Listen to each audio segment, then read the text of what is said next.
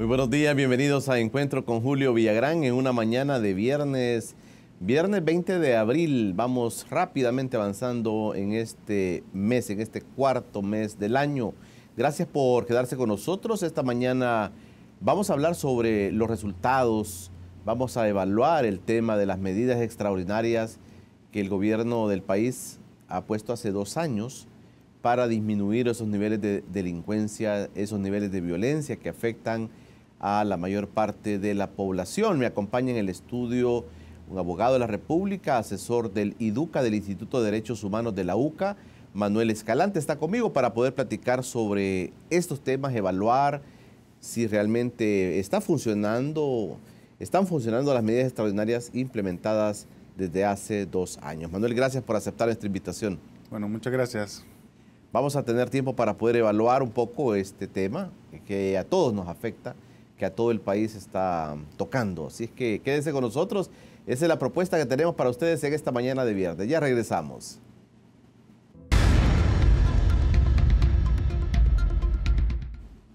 Gracias por quedarse con nosotros en Encuentro con Julio Villagrán. Esta mañana evaluaremos las medidas extraordinarias implementadas por el gobierno del país. Me acompaña Manuel Escalante, es abogado y es asesor del Instituto de Derechos Humanos de la UCA. Está conmigo. Manuel, este tema, se prorrogaron 6 meses más a las medidas extraordinarias.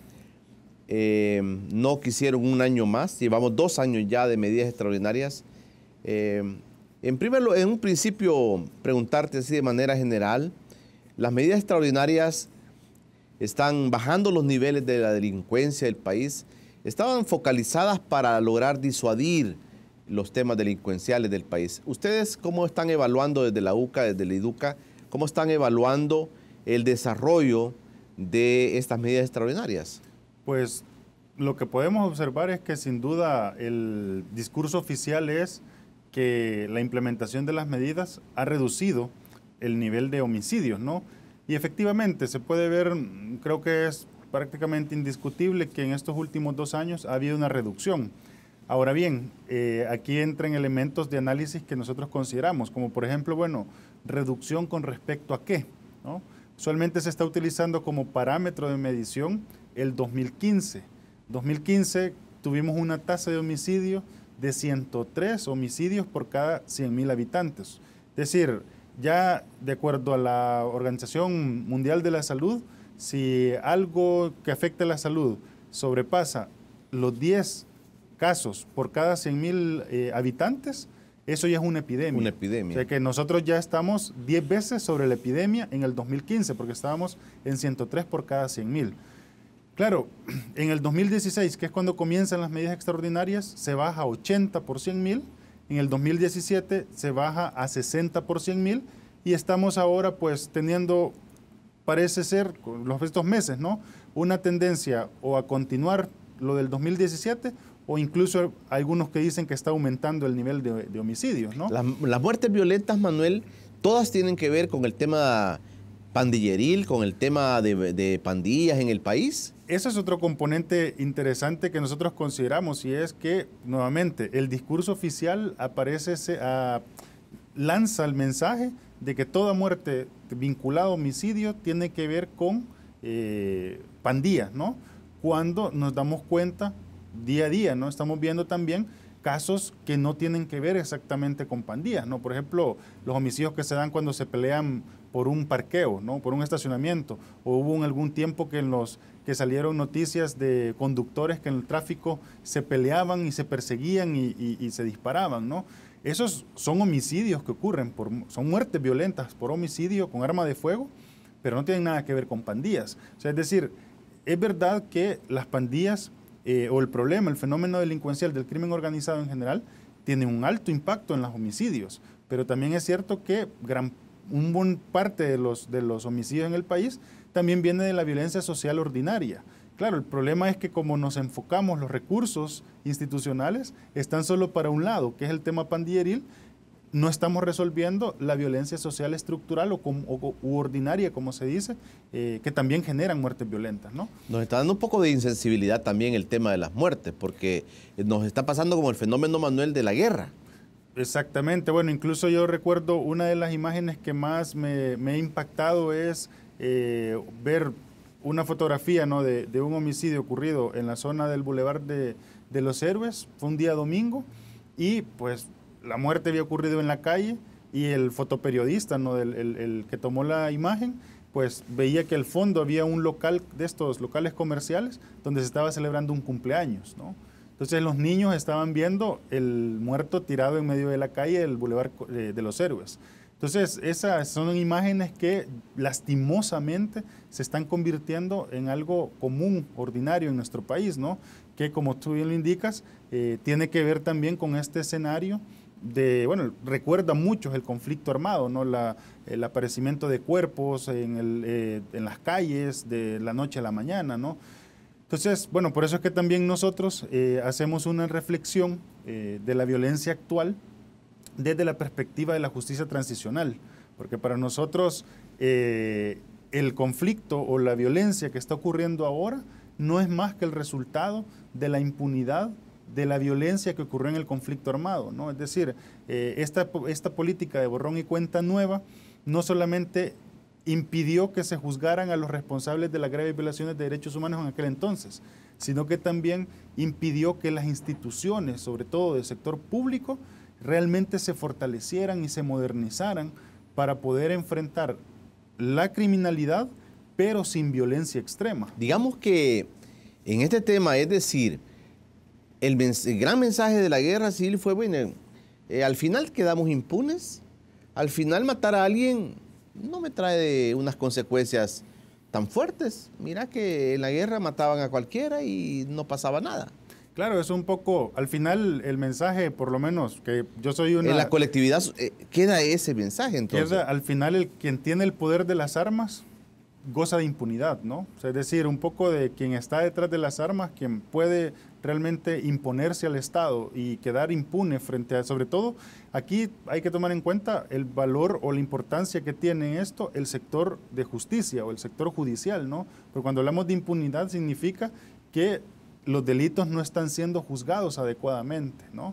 Entonces, no solamente es la acción policial, sino que también hay que evaluar la acción de la Fiscalía y la acción de los jueces, ¿no? ¿Cómo estamos en esa situación?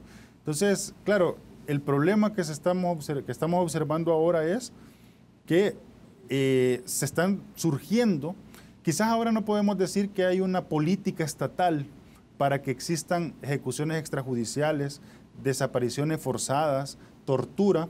O sea, quizás no podemos decir que hay una política que el Estado está implementando, pero lo que nosotros estamos observando es que el fenómeno sí se está dando, es decir, hay agentes de seguridad que están abusando del poder y que el Estado, o sobre todo los mecanismos de control interno del sistema de justicia, no están funcionando adecuadamente, ¿no? En el tema de la insensibilidad cabe esto también, Manuel, es decir, la gente te puede decir, ¿y cómo es posible que estén criticando al Estado y que estén diciendo, si el problema son las pandillas, si el problema, mucha gente lo está diciendo, el problema se va a terminar cuando se eliminen todas las pandillas? Claro, pero ahí es donde viene qué es lo que tenemos que erradicar, si es la delincuencia o al delincuente, ¿no?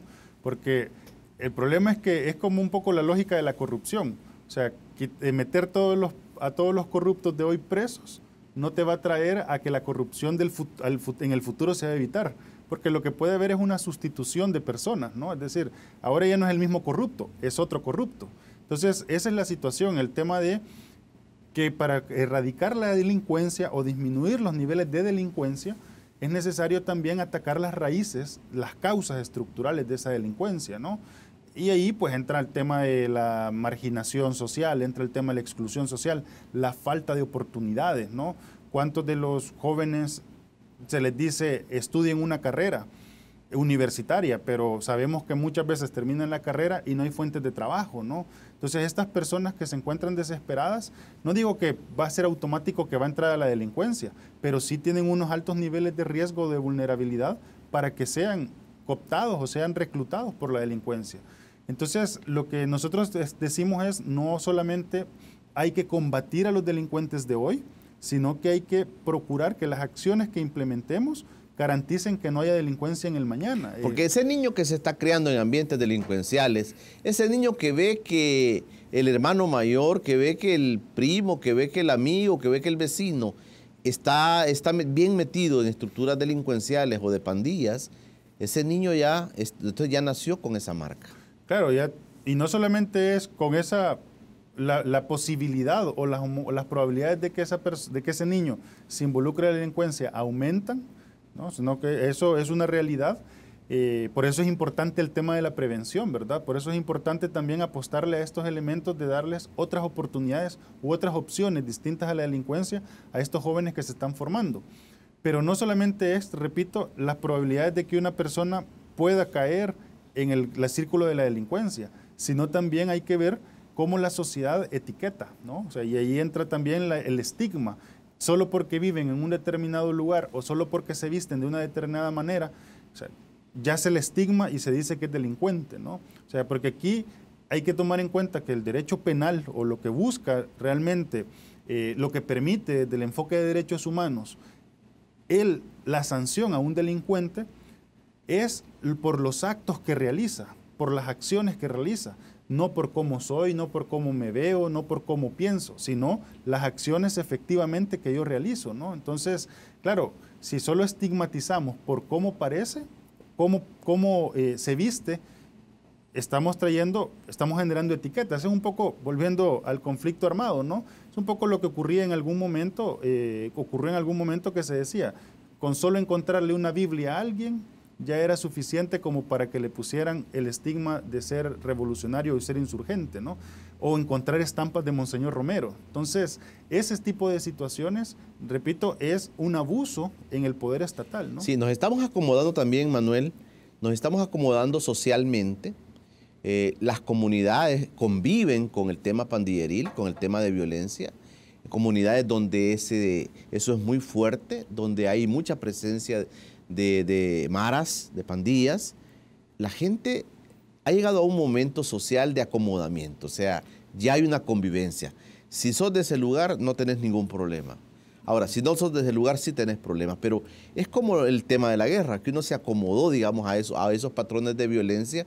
Igual ahora, mucha parte de la sociedad se acomoda a ese tipo de vida que la comunidad le está dando. Claro, porque al final de cuentas, aunque son dinámicas negativas, ¿no?, de poder, y son dinámicas que también hay que decirlo, porque creo que es oportuno también ante la ciudadanía. O sea, cuando nosotros hacemos estos análisis desde la perspectiva de los derechos humanos con respecto al Estado, es porque el Estado tiene una enorme responsabilidad, no solamente para no violar derechos humanos, sino para cuidar los derechos humanos. Pero hay que ser contundentes en decir también que la delincuencia y los niveles de delincuencia que están viendo en el país, sobre todo los causadas por las pandillas, son violatorias a derechos humanos, ¿no? Es decir, todo este tema de desplazamiento forzado, por ejemplo, porque hay alguna medida, como tú lo indicabas, que hay sectores de la sociedad o territorios en la sociedad que hay una cierta estabilidad, ¿no? O sea, si uno pertenece a ese barrio, controlado por una pandilla, pues tiene como un cierto estabilidad de que no lo van a molestar, ¿no? Sin embargo, ¿qué ocurre cuando esta persona comete un error? O peor aún, cuando de repente algún familiar o algún amigo comete un error que nada tiene que ver con él, pero de repente en la zona controlada por la pandilla consideran que esa persona ya no es bienvenida.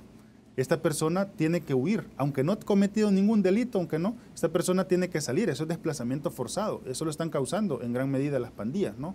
Y entonces, claro, el problema de esto es que hay una cierta estabilidad social en esos territorios, pero no se está garantizando dentro del marco de la ley, sino al final se está volviendo la decisión de unos cuantos, ¿no? O sea, el jefe que está ahí en el territorio es el que va a decidir quién vive ahí, quién no vive ahí, quién entra, quién sale.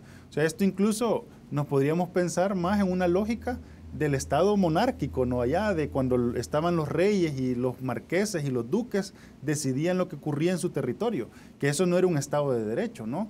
Es más, el Estado de Derecho, es decir, lo que nos establece nuestra Constitución, era justamente para superar ese Estado monárquico donde dependía de la voluntad de las personas y no de las leyes. Entonces, lo que estamos viendo acá es sin duda, una cierta estabilidad en los territorios, pero son territorios que se aíslan, porque también es bien sabido que las personas que viven bajo una marca no pueden trasladarse hacia otro, ¿no? Entonces, son personas que tienen cierta estabilidad en ese territorio, pero realmente no tienen el derecho, no pueden gozar del derecho al libre desplazamiento. De movilizarse por todos lados. Exactamente. Bueno, aquí han habido invitados que nos han dicho, miren, la mano dura, super mano dura, medida extraordinaria, todo esto realmente al final no tiene la efectividad que se busca, porque son conceptos, son planes mal pensados. Eso es lo que han dicho algunos. De eso quiero preguntarle a mi invitado, Manuel Escalante, asesor del IDUCA, que está con nosotros para platicar sobre el tema de las medidas extraordinarias. Ya regresamos.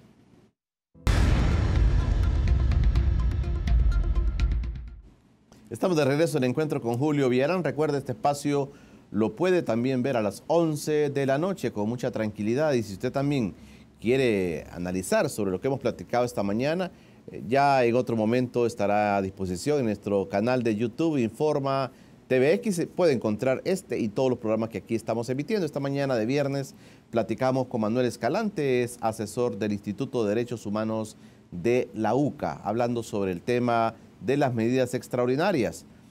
Cuando se dice mano dura, super mano dura, medidas extraordinarias, sacar al ejército a las calles, ¿qué nivel, digamos, qué nos dicen las estadísticas, así como tú estabas enfocándolas, Manuel, si realmente deberíamos estar contentos, de estar satisfechos de lo que se está logrando? Sí, por ejemplo, bueno, yo mencionaba que en el 2015 estábamos sobre los 100 muertes por cada 100.000 habitantes, 2016 bajamos a 80, 2017 se llegó a 60, que es más o menos lo que se calcula que está ocurriendo en estos primeros meses de 2018, ¿no? Pero claro, sin duda, si tomamos en cuenta el 2015 como referente, es clarísimo que ha habido una baja.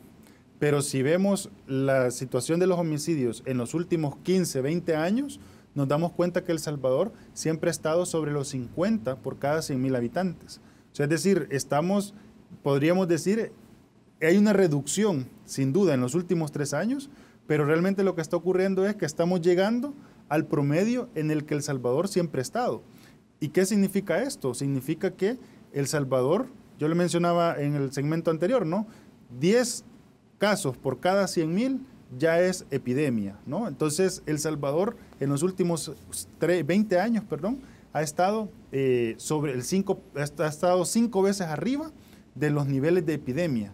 Y entonces lo que estamos haciendo ahora es llegar a nuestro promedio, digámoslo así, tradicional de estos tiempos. Pero somos un país violento, Manuel. Exacto, hay mucha muerte violenta y además no estamos, o sea, es decir, como separando o segmentando el tema pandilleril, digamos, de la delincuencia, que uno puede decir, porque a veces las autoridades mismas dicen, no, pero eran pandilleros, ¿verdad? O sea, de las muertes, no, pero son pandilleros. Pero apartando o segmentando eso, seguimos siendo un país violento. Exactamente, el tema y ahí es donde entra y recojo el enfoque que nosotros le damos de justicia transicional y es, claro, es que pasar de la guerra a la paz no era una situación sencilla, ¿no? Es decir, con una guerra se rompe el tejido social, en la guerra se entrenó gente para matar, ¿no? Es decir, habían ejércitos, tanto de la guerrilla como el Ejército Nacional, eran gente entrenada para eso, ¿no? Nunca hubo un proceso psicosocial para que esta persona entrara en una lógica de democracia. Entonces, y luego eso se sumó al efecto de las migraciones, se sumó al efecto de las crisis económicas, bueno, en los 90 que hubo un cierto estabilidad económica, pero luego el tejido social se siguió fragmentando. Entonces, claro, realmente el país no le apostó, o sea, la transición de la guerra a la paz fue más una transición o una apuesta al desarrollo económico propiamente y poco al desarrollo social, enfocado en el restablecimiento del tejido social, ¿no? Entonces, claro, creo que... O sea que la colectividad socialmente y psicológicamente vivimos siempre con ese trauma, digamos, de la guerra, de decir, inclusive uno cuando camina en otro país, uno siempre anda pendiente de las cosas que en El Salvador anda pendiente, ¿verdad? Que es no descuidarse, no tenés que descuidarte. Sí, no, incluso en el extranjero hasta rápidamente lo identifican que uno es centroamericano por esa actitud casi hasta paranoica, ¿no? Que uno anda pendiente, que son preocupaciones que en otros países no se tienen, ¿no? Y quizás, o sea, y aquí el elemento interesante, creo yo, y es que las dinámicas de violencia o las dinámicas de, digámoslo así, de paranoia, ¿no? Colectiva, no solamente son exclusivas de generaciones específicas, sino que estas dinámicas se pueden heredar también, que es un poco lo que estamos viendo ahora, ¿no? O sea, porque las elecciones que acaban de pasar hace unos cuantos meses es la primera elección en donde la mayor cantidad del cuerpo electoral nació después del conflicto armado, perdón, nació en los acuerdos de paz. Del 92 a la fecha, era la primera elección en la cual la mayor cantidad de votantes ya son generaciones que no vivieron la guerra. Entonces uno se dice, ¿cómo es posible que hay un grupo, los menos son los que vivieron la guerra y están los más que no la vivieron, pero las dinámicas de violencia que se vivieron en los 80 están ocurriendo ahora? Es porque, claro, no hubo un trabajo de construcción de tejido social o de restablecimiento de tejido social, y esas dinámicas de violencia que se aprendió, sobre todo en sociedades más autoritarias y demás, pues se están trasladando ahora, ¿no? O sea, y seguimos viendo un poco la dinámica. Los que están matando, o sea, los asesinos, son jóvenes, y quienes están muriendo son jóvenes, ¿no? Entonces, la juventud en estos sectores del mundo, ¿no? Y principalmente en El Salvador, también es un grupo vulnerable que no se ha atendido suficientemente, ¿no? Cuando tú dices, sí, después de los acuerdos de paz se logró, por ejemplo, estabilidad económica, estabilidad social, estabilidad política, pero realmente, dices tú, en el fondo, no se crearon condiciones para irle cambiando la conducta violenta, la conducta agresiva o la conducta, así como estás diciendo, paranoica de los salvadoreños. Se trabajó muy poco en esto. Sí, y quizás no solamente cuando pensemos en trabajar en eso, en el restablecimiento del tejido social, no solo pensemos en, por ejemplo, el acompañamiento a través de un psicólogo, ¿no? Sino también, o sea, esto significa darle seguridad, darle tranquilidad a las personas en su sentido personal, valga la redundancia. Y eso pasa, por ejemplo, en darle oportunidades para poder desarrollar su propio plan de vida, ¿no? ¿Por qué hago este análisis de los acuerdos de paz? Por ejemplo, por ponerte un caso muy particular, ¿no? Con los acuerdos de paz, realmente los acuerdos, la implementación de los acuerdos se concentraron en el sector sociopolítico, ¿no? Es decir, y en el tema de seguridad pública. Se creó la policía, se creó la PDDH, se creó el Tribunal Supremo Electoral, es decir, la parte o electoral o política o la parte de seguridad pública. Pero, no sé si tú recordarás que dentro de los acuerdos también estaba el Foro Económico y Social, ¿no? Que ese fue el que nunca se implementó, ¿no? El que nunca se echó a andar, y que era un foro que tenía por mandato de los acuerdos de paz el reflexionar sobre el modelo económico salvadoreño y social también, para poder generar, pues, o reducir esos márgenes de desigualdad, o reducir esos... O sea, al final era tal vez no tomar decisiones tan drásticas, pero al menos sentarse y poder reflexionar sobre estos aspectos. Ese acuerdo no se llevó a la práctica. Entonces, claro, las decisiones relacionadas a la transición sobre todo el tema de tejido social, y eso tiene que ver también el componente económico, se renunciaron a hacerla. Se le apostó muy poco a esto. Exactamente. Mira, y aprovechando, Manuel, el tema de la prevención, como tú lo estás planteando, que es vital, sin duda. Esto es vital lo que estás planteando, de que no solamente evitar la delincuencia, sino también la prevención, el trabajar con las nuevas generaciones en esto. ¿Ustedes creen que han sido efectivas todas las medidas que se implementan en el tema prevención de la delincuencia? Primero, hay que decirlo porque también, bueno, el componente de la seguridad tiene como tres grandes bloques, podríamos decir, ¿no? Tres grandes áreas. Uno es el tema de la prevención, otra cosa es la prevención del delito, la persecución del delito, y luego es la rehabilitación del delincuente, ¿no? Como los tres grandes bloques. Claro, el tema es, en las tres hay que apostarle, a los tres hay que invertirle, pero lo que ocurre acá es el tema de los resultados los vamos a saber o a largo, mediano o a corto plazo.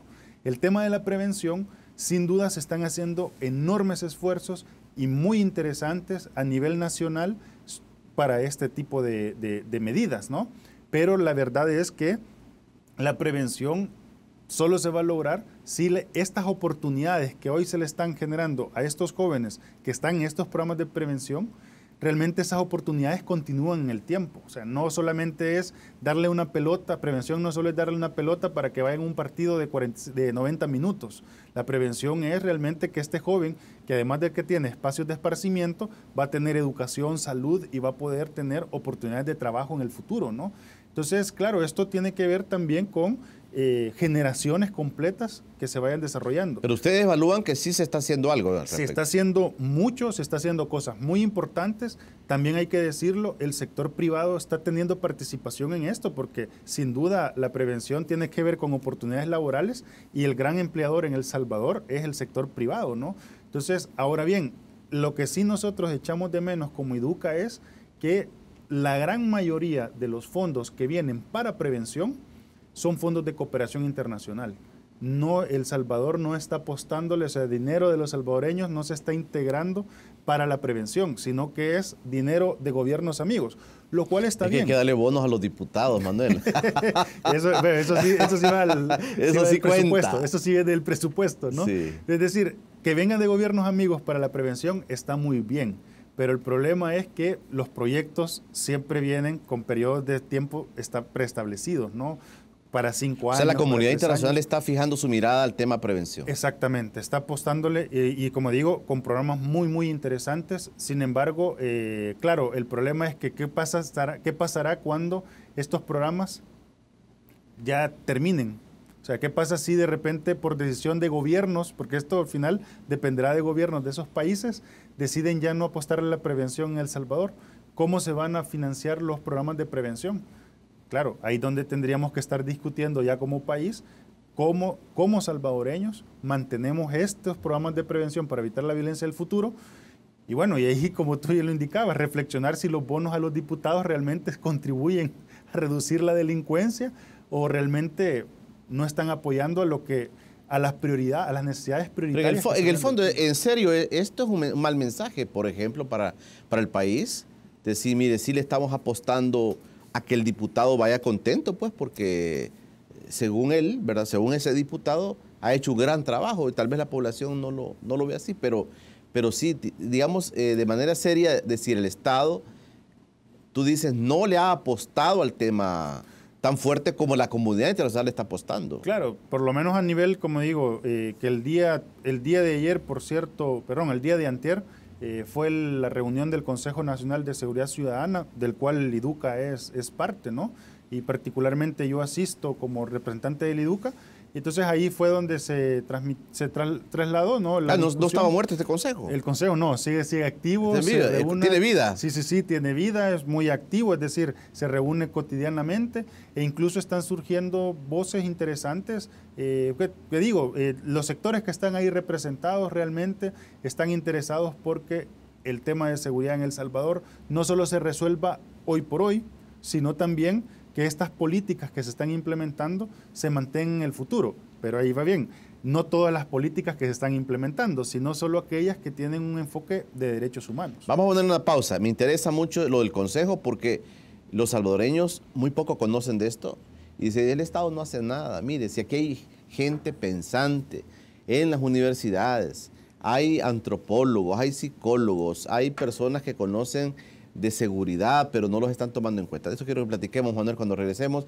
Después del corte también quiero decirles que usted puede visitar nuestro periódico digital informatvx.com y ahí se va a enterar de las noticias internacionales, nacionales, economía y entretenimiento.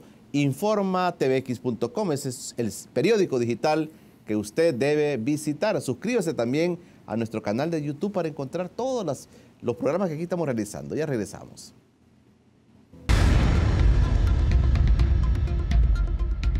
Continuamos con el encuentro con Julio Villagrán esta mañana de viernes, platicando con Manuel Escalante, asesor del Iduca, abogado de la República, platicando sobre medidas extraordinarias, la efectividad, el tema de la violencia, de la prevención. Hay un Consejo Nacional de Seguridad Ciudadana que algunos creíamos que estaba como dormido, estaba algunos dicen que estaba muerto, pero está vivo y ahí los sectores importantes, sectores vitales del país están metidos ahí. El tema es si estas recomendaciones que este Consejo hace al Estado, al Ejecutivo, y tienen efectividad, si realmente, dicho así de manera muy vulgar, les están haciendo caso, Manuel, sobre lo que ustedes están planteando en ese Consejo. Sí, bueno, quizás para efecto también de información al público, ¿no? Como tú indicabas, el Consejo de Seguridad Ciudadana y Convivencia es un consejo muy plural. Están representados sector de la academia, sector de iglesia, sectores políticos también, está la cooperación internacional, está el sector gubernamental, obviamente, ¿no? El sector de particularmente todos los órganos de Estado que tienen que ver con seguridad pública. Y bueno, como también tú lo indicabas, y así está tanto en el decreto de ejecutivo, porque esto es una decisión del presidente Sánchez Serén, ¿no? Crear el consejo, está en el decreto ejecutivo, pero también está, por ejemplo, en la contribución especial, lo que pagamos por el tema telefónico, ¿no? Este tributo que pagamos, el 5%, también en ese decreto está que el Consejo puede emitir opiniones o puede dar recomendaciones sobre la implementación de las medidas de seguridad que se están dando, y en el caso de los fondos también puede recomendar sobre el destino de los fondos, ¿no? Porque aquí también hay que traer en cuenta varias cosas, y es que el Consejo nace en el marco del Plan El Salvador Seguro. Y aquí también traer a cuenta esto, y es que el IDUCA está presente en el Consejo justamente por el Plan El Salvador Seguro. Es decir, nosotros creemos que el Plan El Salvador Seguro es una política pública en tema de seguridad con enfoque de derechos humanos. Lo que nosotros ponemos en duda, o pedimos, más que poner en duda, pedimos que se haga un análisis exhaustivo, es si realmente las medidas extraordinarias que se están implementando responden a la lógica del Plan El Salvador Seguro. Nuestra hipótesis es que están separados, que las medidas y el Plan El Salvador Seguro no tienen una conexión. Pero bueno, volviendo al punto, el Consejo nace por el Plan El Salvador Seguro, y la contribución especial de la seguridad, el impuesto que pagamos de telefonía, también nacen en el marco del Consejo. Hoy día, ¿no? ¿Para qué se ocupa? Hoy día lo que se está utilizando es para, pues, retroalimentar. ¿Cuánto se recoge, Manuel, perdón? Bueno, el monto no lo tengo porque esto se está manejando en la contribución. El Ministerio de Hacienda hace la recaudación cada 3 meses y luego se lo traslada a la a la Asamblea Legislativa. A la Asamblea Legislativa le informa para ver cómo se hace la distribución. Pero estamos hablando más de 50 millones, o sea, más de 50 millones en los periodos de 3 meses o 6 meses, lo que se está recaudando, ¿no? La gran mayoría del dinero, por ejemplo, que se está recomendando su distribución, es para que se vayan a los bonos que se le paga a la policía y a los militares, ¿no? O sea, es decir, que se les paga trimestralmente a los policías y a los militares. Por ejemplo, en este punto, ¿no? Ya que lo he mencionado, aprovechar para decir que los bonos que se le pagan a ellos dependen al final de cuentas de la Asamblea Legislativa cada vez que el Ministerio les informa de que ya está recaudado lo del periodo respectivo, ¿no? O sea que al final, si reciben o no reciben bonos, va a depender cada cierto tiempo de la Asamblea Legislativa, o sea, de una decisión política.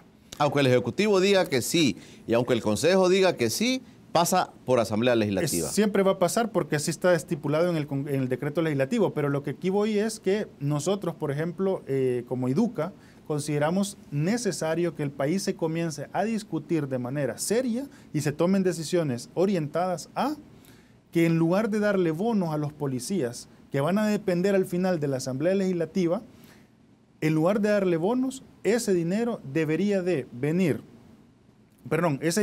dirigirse a mejoras salariales y prestaciones laborales. Es decir, que ese dinero... Una cosa más estable, digamos, para el policía. Que dependa de un aumento salarial, porque no depender de un bono, sino aumentarle el salario. Eso también genera una estabilidad y va a depender de la carrera policial, no va a depender de las decisiones de la Asamblea Legislativa, ¿no?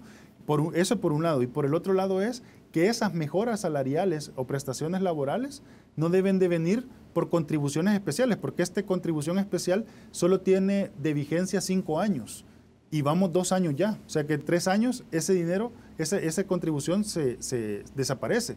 Entonces ahí es donde uno dice, miren, ¿por qué los bonos de la Asamblea Legislativa sí se cargan al presupuesto general de la Nación, pero por qué los bonos, que deberían de ser mejoras salariales, para la policía vienen de contribuciones de que van a tener un periodo establecido de tiempo?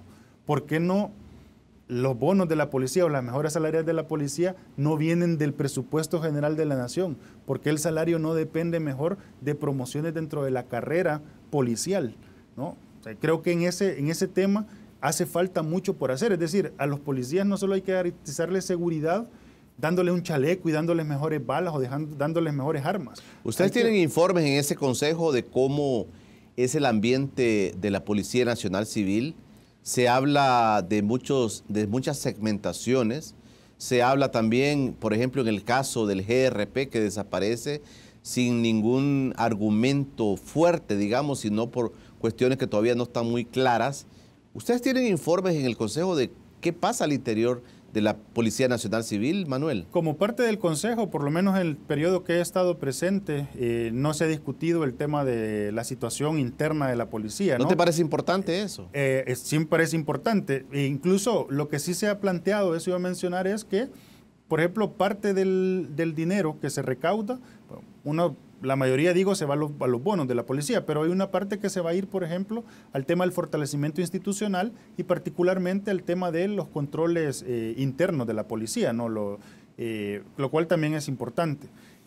Ahora bien, nosotros, como digo, dentro del Consejo no se ha discutido, pero como IDUCA nosotros sí tenemos conocimiento por investigaciones que hemos realizado propiamente, porque también esto es otro punto que creo que es importante tener en cuenta, y es que nosotros como defensores de derechos humanos no es que estemos, como usualmente se dice, a favor de los delincuentes y en contra de la policía. O sea, nosotros estamos claros que si hay un delincuente hay que sancionarlo conforme al marco del Estado de Derecho, no de cualquier forma. Eso por un lado. Y por el otro es que a la seguridad pública lo que pedimos no es que no funcione. Lo que le estamos pidiendo es que funcione de mejor manera. Y que funcione de mejor manera pasa por mejorar las condiciones de los agentes de seguridad. Nosotros estamos trabajando con la policía, es decir, hemos tenido tal vez no de manera Entonces la apuesta sería, en lugar de darle bonos sobre la contribución especial que se tiene, la propuesta es que se le incremente el salario, inclusive se habla mucho de las condiciones físicas en las cuales los policías desarrollan su trabajo. A veces se habla de los uniformes, se habla de las botas, se habla de los lugares donde ellos están descansando, por ejemplo, que dice, deja mucho que desear. Ustedes más bien le apuestan a esto, Manuel. Exactamente, a mejorar las condiciones, pero ojo con esto, tampoco es solo mejorar las condiciones personales o particulares de cada agente, sino también consideramos lo que ya te mencionaba, y es apostarle a los controles internos de la policía. Es decir, porque no solo es que la policía mandarlos a que hagan un trabajo de cualquier manera. Debe hacerse dentro del marco de la legalidad, dentro del marco del respeto de los derechos humanos, ¿no? Entonces, es mejorar las condiciones de la policía, sin duda, pero al mismo tiempo garantizar que la policía funcione adecuadamente. Cuando regresemos después del corte, yo quiero dejar planteado ya la pregunta, de manera general, ¿cómo se evalúan los resultados de las medidas extraordinarias que ahora estamos cumpliendo Vamos a 6 meses más que la Asamblea Legislativa acaba de aprobar, no aprobó un año más, sino 6 meses más, y vamos a evaluar junto a Manuel Escalante, nuestro invitado, los resultados de las medidas extraordinarias desde la visión del IDUCA. Esa es la propuesta para el próximo segmento. Ya regresamos.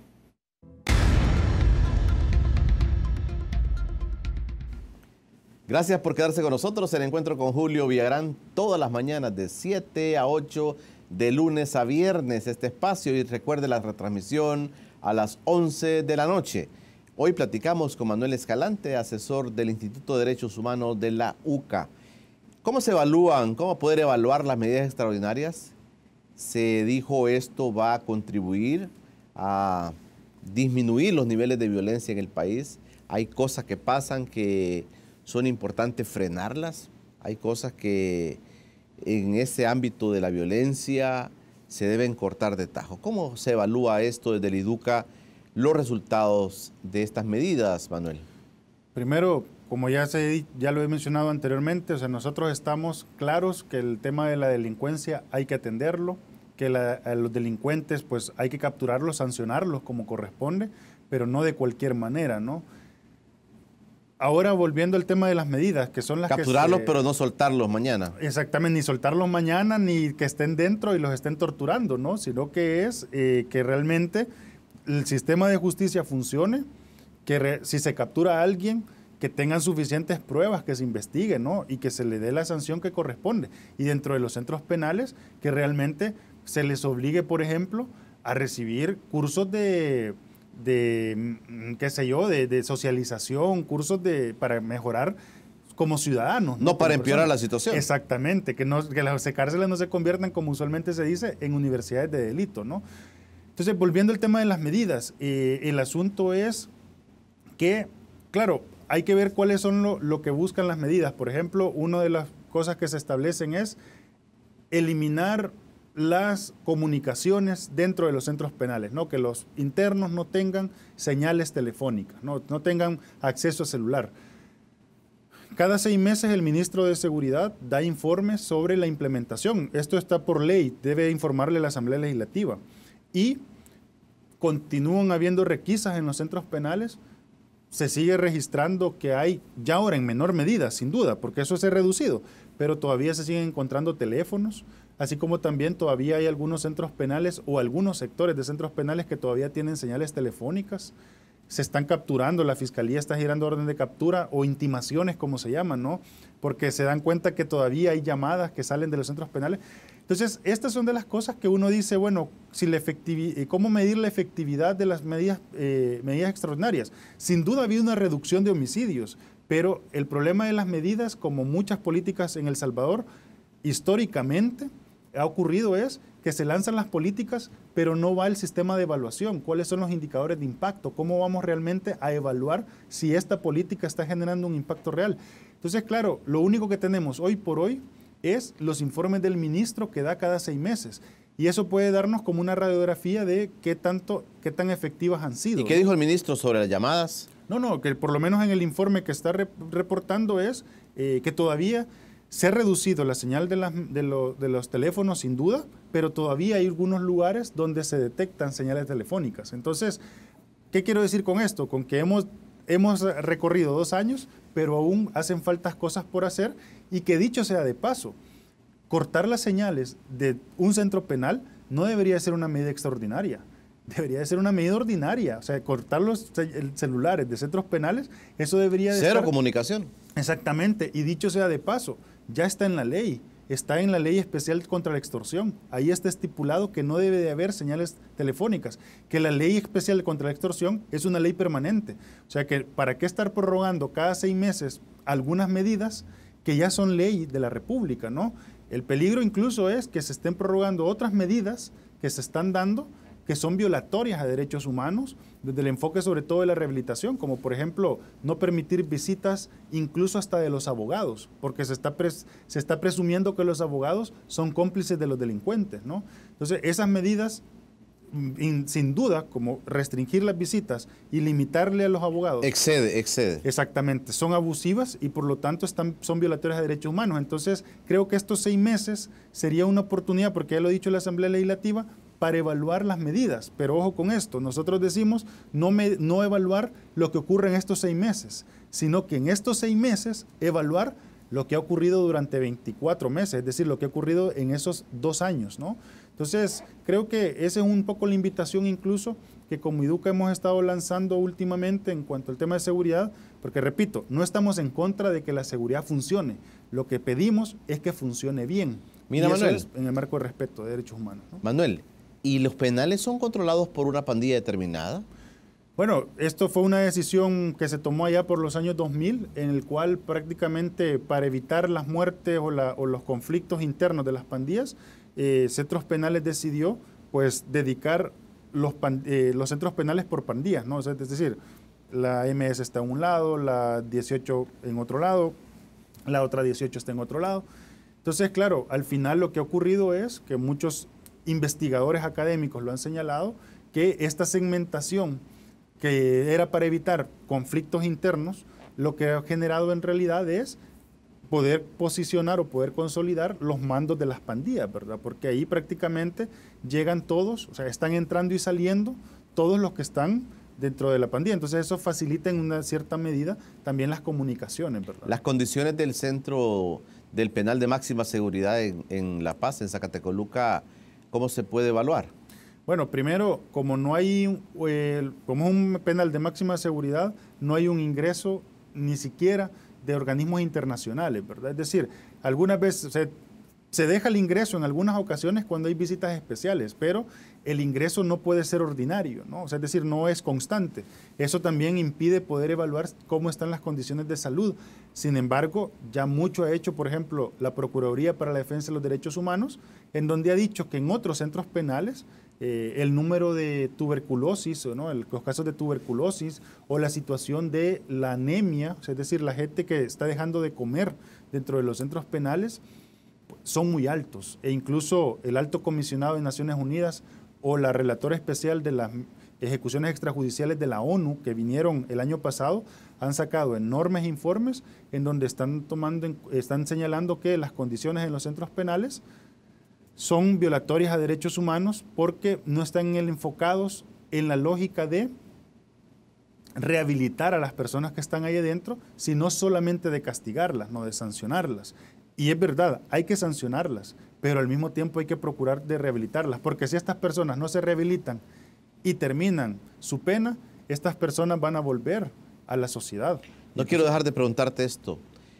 Hay propuestas de, por ejemplo, el diputado Gallegos, presidente de la Asamblea Legislativa, de comenzar a organizar y a armar algunas comunidades del país. ¿Cómo ven ustedes esta situación? Nosotros vemos aquí pues un problema, primero una situación pues que no solamente es violatoria de derechos humanos o podría ser violatoria de derechos humanos, sino también una situación de inconstitucional, porque el Estado es el responsable de la seguridad pública. O sea, es decir, la parte de las instituciones públicas son las que se encargan de la seguridad pública. Delegarle a un grupo de ciudadanos la responsabilidad de brindar seguridad pública, porque al final, aunque sea de su comunidad, pero eso es seguridad pública, ¿no? Eso estaría significando que el Estado está renunciando de cumplir con su responsabilidad y se lo está trasladando a la sociedad civil. Y eso no puede ser. La sociedad puede participar en la seguridad pública y por eso es que deberíamos de estar fortaleciendo el 911, por ejemplo. El teléfono 911 es el mecanismo que tiene la ciudadanía para participar en la seguridad pública. Poder llamarle a la policía y poder denunciar un delito o poder denunciar una situación y que la policía responda en el momento adecuado y capturar infraganti, como usualmente se dice, ¿no? Esos son mecanismos Pero esto no es fácil, Manuel. Esto no es fácil que marques el 911 y atienda la policía. Por eso ese es el punto. ¿Por qué no le apostamos a eso, a mejorar el que funcione la policía, sino que nos vamos a lo fácil, entre comillas, y darle armas a los ciudadanos, ¿no? Pero estamos cayendo en desesperanza, Manuel.